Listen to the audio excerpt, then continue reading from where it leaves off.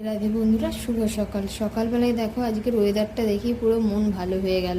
আজকে আকাশটা দেখো কি সুন্দর রোদ ঝলমল করছে। এখন তো প্রায় বৃষ্টি হচ্ছে, আজকেই দেখছি একটু রোদ উঠেছে। ওয়েদারটা দেখে না ব্যালকানিতে এসে একটু বসে পড়েছি। ছেলে যেহেতু এখনও ঘুম থেকে ওঠেনি, তাই ব্যালকানিতে বসে একটু টাইম কাটাচ্ছিলাম। আর এইভাবে তো একা এখন বসার টাইমই পাই না। যখনই একা বসতে যাই তখনই ছেলে এসে ঘাড়ে পিঠে কোলে উঠে পড়ে। আর নাহলে ছেলেকে খাওয়ানোর টাইম হয়ে যায়, ঘুম পাড়ানোর টাইম হয়ে যায়। একার জন্য তো এখন টাইমই পাই না। তো যাই হোক, ছেলে এখনও ওঠেনি। ছেলে ঘুম থেকে উঠে যেতেই ওকে পরিষ্কার করে খাইয়ে দিলাম। আর দিয়ে এখানে দেখো আমি আমার ব্রেকফাস্টের জন্য আলুটা ভাজতে চলে এসেছি। আজকে সকালবেলা আলু ভাজা দিয়ে মুড়ি আর সাথে ছিল চা, এই দিয়ে ব্রেকফাস্টটা করেছিলাম। আর দেখো ছেলের জন্য দুপুরের খাবার বসাচ্ছি। এখানে আজকে সব রকম সবজি দিয়ে একটু সোয়াবিন দিয়ে একটা ঝোল করে দিচ্ছি আর ভাত। আর এইদিকে আমাদেরও মাছটা ভাজতে বসে দিয়েছি। আমাদেরও আজকে মাছ করব, ওই জন্য ফ্রিজে যেটুকু মাছ ছিল বের করে একদম ভাজতে বসে দিয়েছি। আর হাজবেন্ড না কদিন ধরে এই চালটা এনেছিল, পড়েই ছিল। চালটা আগের যেহেতু চাল ছিল সেই জন্য ঢালার কোনো জায়গা ছিল না, তাই আজকে চালটা ডিপেতে ঢেলে নিলাম। ছেলে যেহেতু ঘুমাচ্ছে তাই নিচের বিছানাটা গোছ করে নিচ্ছি। আর আগের দিন রাত্রে জানো তো বিছানার চাদরটা চেঞ্জ করে রেখেছিলাম। জানি সকালবেলা উঠে আমার টাইম হবে না, তাই আগের দিন রাত্রেই চাদরটা চেঞ্জ করে রেখেছিলাম।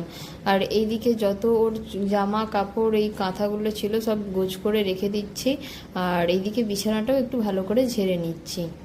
ছেলে যতক্ষণ ঘুমাবে ততক্ষণই আমি একটু শান্তিতে কাজ করতে পারি। আর না হলে উঠে পড়লেই তো আমি যেই কাজটা করব সেই কাজেই ওকে হাত লাগাতে হয়। তো এইভাবে ওকে নিয়ে আমার সারাটা দিন এখন কাটছে, কিছু করার নেই। আর এদিকে হচ্ছে যে ও ঘুমাচ্ছে, তাই আমি তাড়াতাড়ি করে ঘরটা গোছ করে ঝাঁট দিয়ে আর রান্নাটা করতে চলে যাচ্ছি। এদিকে ও উঠে পড়লে ওকে আবার খাওয়াতে হবে। এই যে দেখো, তোমাদের সাথে কথা বলতে বলতে বিছানাটাও আমার গোছ করা হয়ে গেছে।